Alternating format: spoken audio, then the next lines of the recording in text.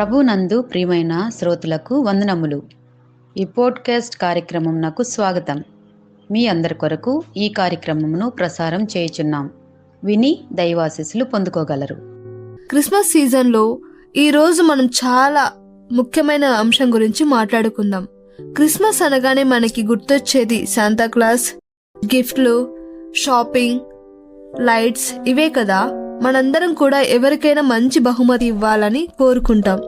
అయితే ఈ గిఫ్ట్ల హడావిడిలో మనం ఒక అసలు విషయాన్ని మర్చిపోకూడదు. దేవుడు మనకిచ్చినటువంటి బహుమతి ఒక్కసారిగా గుర్తుంచుకోండి.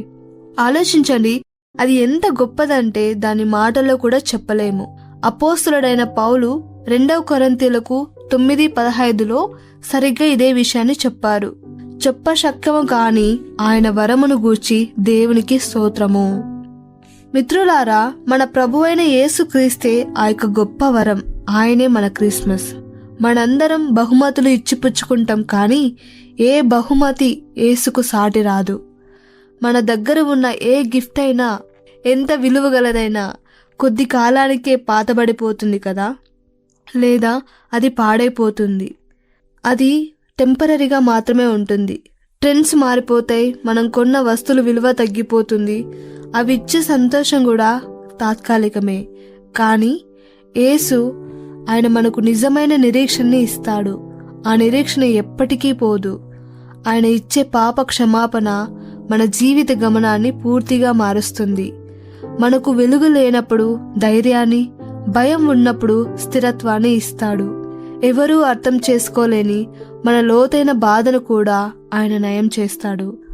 ఆయన ఇచ్చే ఈ వరం శాశ్వతమైనది. అందుకే దీనిని మాటలో చెప్ప సఖ్యం కాని వరం అన్నారు. ఈ గొప్ప వరం మనకు లభించడానికి మనం ఏమైనా సంపాదించుకున్నామా? మన మంచి పనుల వల్ల ఇది వచ్చిందా? ఖచ్చితంగా కాదు. ఇది కేవలం దేవుని అపారమైన కృప వల్లనే సాధ్యమైంది. క్రిస్మస్ పండుగలో ఉన్న అద్భుతం ఏంటంటే, దేవుడు తన సింహాసనాన్ని విడిచిపెట్టి మన కోసం ఒక పెద్ద సహాయకుని పంపలేదు. ఆయన ఒక దేవదూతనో కొంత ధనాన్నో పంపి మనల్ని బతికించమని చెప్పలేదు. కానీ ఆయన ఏం చేశాడంటే, ఆయన తనను తానే ఇచ్చాడు. తన కుమారుడైన యేసుని పంపాడు. ఒక తండ్రి తనకున్న అత్యంత ప్రియమైన దాన్ని త్యాగం చేయడం, దేవుడి వరం ఇవ్వడం అంటే ఏమిటో మనకు చూపించాడు. ఈరోజు ఈ చెప్ప సఖ్యము కాని వరాన్ని మీరు మీ జీవితంలోనికి ఆహ్వానిస్తున్నారా? మీ వద్ద ఉన్న లోపం, మీ దుఃఖం, మీ భయం, మీ పాపం ఏవైనా సరే వాటిని యేసు వద్దకు తీసుకురండి. మీరు ఎంత బలహీనంగా ఉన్నా మిమ్మల్ని లోపల నుండి మార్చగలిగే శక్తి యేసుకొక్కరికే ఉంది.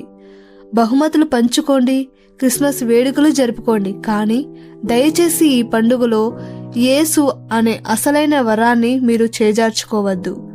క్రిస్మస్ బహుమతులు ఒకరోజు ఉంటాయి, కానీ యేసు ఇచ్చిన వరం మీ జీవితంలో నిత్యము ఉంటుంది. మీరు యేసుని మీ జీవితంలోనికి ఆహ్వానించినప్పుడే మీకు చెప్ప సఖ్యము గాని సంతోషం లభిస్తుంది. దేవుడు మిమ్మల్ని దీవించి ఆశీర్వదించుగాక. ఆమేన్. ఈ కార్యక్రమమును గూర్చి మీ సలహాలు మరియు మీ ప్రార్థనా అవసరతల కొరకు మమ్మను సంప్రదించవలసిన మా ఫోన్ నంబర్ 9485585039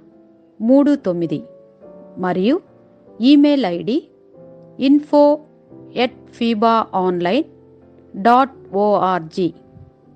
మా ఫోన్ నంబర్ మరి ఒకసారి 9480585039. Email ID info@fibaonline.org.